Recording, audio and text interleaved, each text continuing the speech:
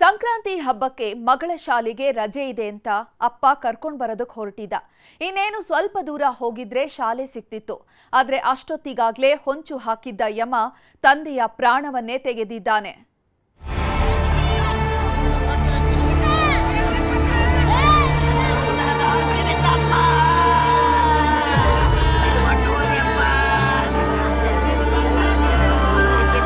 ಈ ದೃಶ್ಯ ನೋಡ್ತಿದ್ರೆ ನಿಜಕ್ಕೂ ಜೀವನ ಅನ್ನೋದು ಎಷ್ಟು ಕ್ಷಣಿಕ ಅನ್ನಿಸ್ಬಿಡುತ್ತೆ.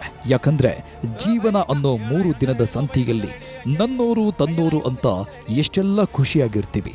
ಮಕ್ಕಳು ಮರಿ ಅಂತ 10 ಕನಸು ಕಟ್ಕೊಂಡಿರ್ತೀವಿ. ಆದರೆ ವಿಧಿ ಅನ್ನೋ ಮೋಸಗಾರ ಒಂದೇ ಒಂದು ಕ್ಷಣದಲ್ಲಿ ಎಲ್ಲವನ್ನ ನಶ್ವರ ಮಾಡಿಬಿಡ್ತಾನೆ. ಹೊಂಚು ಹಾಕಿ ಸಂಚು ರೂಪಿಸೋ ಜಬರಾಯ ನಿಂತಲ್ಲೇ ಎಲ್ಲವನ್ನ ಕಸ್ಕೊಂಡು ಹೋಗ್ತಾನೆ. ಇವರ ಪಾಲಿಗೆ ಆಗಿದ್ದು ಇದೆ. ಮಗಳಿಗೆ ಹಬ್ಬದ ರಜೆ ಇದೆ ಅಂತ ಶಾಲೆಯಿಂದ ಕರ್ಕೊಂಡು ಬರೋದಕ್ಕೆ ಹೋಗ್ತಾ ಇದ್ದ ಅಪ್ಪ ನಡು ರಸ್ತೆಯಲ್ಲೇ ಹೆಣವಾಗಿ ಹೋಗಿದ್ದಾರೆ. ಗಾಳಿಪಟಕ್ಕೆ ಬಳಸೋ ಮಾಂಜಾದಾರ ಅಮಾಯಕನ ಜೀವವನ್ನೇ ತೆಗೆದಿದೆ. ಒಂದು ಕಡೆ ಪ್ರಾಣ ಪಕ್ಷಿ ಬಡದಾಡ್ತಾ ಇದ್ರೆ, ಇನ್ನೊಂದು ಕಡೆ ಕೊನೆಯದಾಗಿ ಒಂದು ಫೋನ್ ಮಾಡ್ತೀನಿ ಅಂತ ಪರದಾಡ್ತಾ ಇದ್ದ ಇವರ ಸ್ಥಿತಿ ಆಗದ ವೈರಿಗೂ ಬೇಡ. ಇಂಥ ಸಾವನ್ನ ಯಾರಿಗೂ ಕೊಡಬೇಡ ಭಗವಂತ ಅನ್ನಿಸ್ಬಿಡುತ್ತಿದೆ.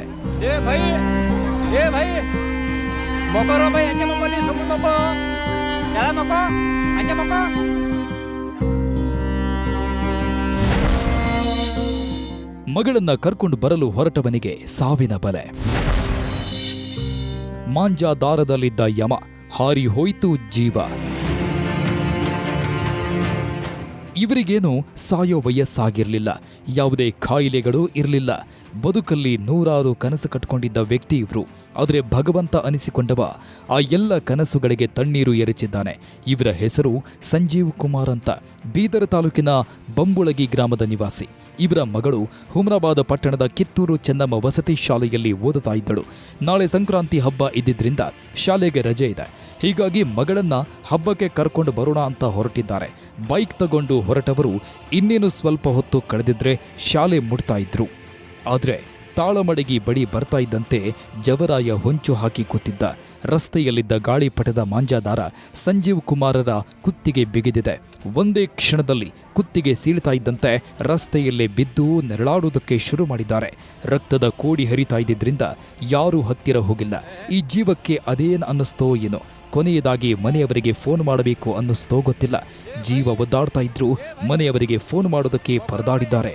ಈ ದೃಶ್ಯ ನೋಡ್ತಿದ್ರೆ ಎಂಥವರ ಕಣ್ಣಾಲೆಗಳು ಕೂಡ ತುಂಬಿ ಹೋಗ್ತವೆ. ಧಾರ ಬಂದು ಅಡ್ಡ ಧಾರ ಬಂದು ಏನದಂದ್ರೆ ಈಗ ದಾರಿಗೆ ಹೋಗಿವ್ರು ಇದು ಒಂದು ಇದಾಗಿ ಮೃತಪಟ್ಟರು ನಮ್ಮ ಮನವರು.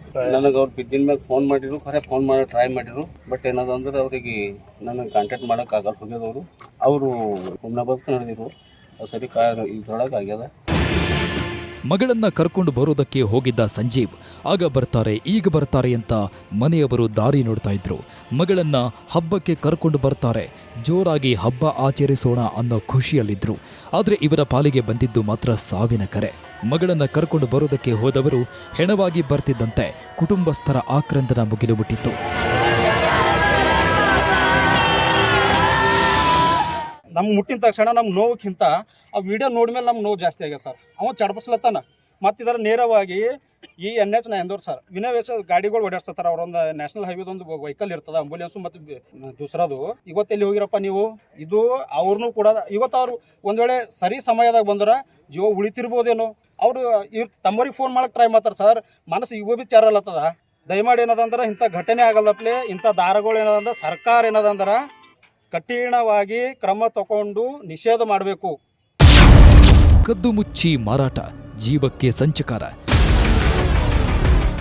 ಗಾಳಿಪಟದ ಮಾಂಜಾದಾರವನ್ನ ಮಾರಾಟ ಮಾಡದಂತೆ ನಿಷೇಧ ಹೇರಲಾಗಿದೆ. ಯಾಕಂದ್ರೆ ಈ ದಾರದಿಂದ ಅದೆಷ್ಟು ಅನಾಹುತಗಳಾಗಿವೆ.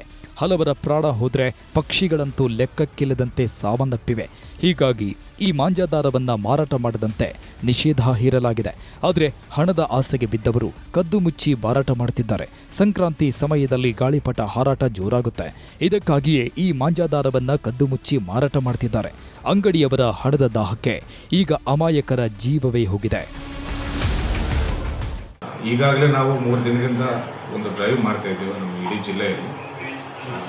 ಸಂಕ್ರಾಂತಿ ಹಬ್ಬದ ಪ್ರಯುಕ್ತ ಗಾಳಿಪಟವನ್ನು ಹಾರಿಸುವ ವಿಷಯದಲ್ಲಿ ಈ ಮಾಂಜಾ ದಾರವನ್ನು ಯೂಸ್ ಮಾಡುವುದು ನಿಷಿದ್ಧ ಮಾಡಲಾಗಿದೆ ಈಗಾಗಲೇ. ಮತ್ತೊಂದು ಸರಿ ಎಲ್ಲರಿಗೂ ನಾವು ಅಂಗಡಿಗಳಿಗೆ ಹೇಳುವುದೇನೆಂದರೆ, ಈ ನಿಷಿದ್ಧ ಮಾಂಜಾ ದಾರವನ್ನು ಮಾರಾಟ ಮಾಡಿದ್ದಲ್ಲಿ ಅಥವಾ ಉಪಯೋಗಿಸಿದಲ್ಲಿ ಅವರ ಮೇಲೆ ಕಠಿಣ ಕಾನೂನು ಕ್ರಮ ಜರುಗಿಸಲಾಗುವುದು.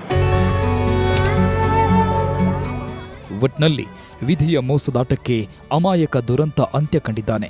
ಮಗಳನ್ನ ಕರ್ಕೊಂಡು ಬರಬೇಕು ಅಂತ ಹೋದವ ದಾರಿ ಮಧ್ಯೆಯೇ ಹೆಣವಾಗಿದ್ದಾನೆ. ದುರ್ಗಪ್ಪ ಹೊಸಮನಿ, ನ್ಯೂಸ್ 18 ಬೀದರ್.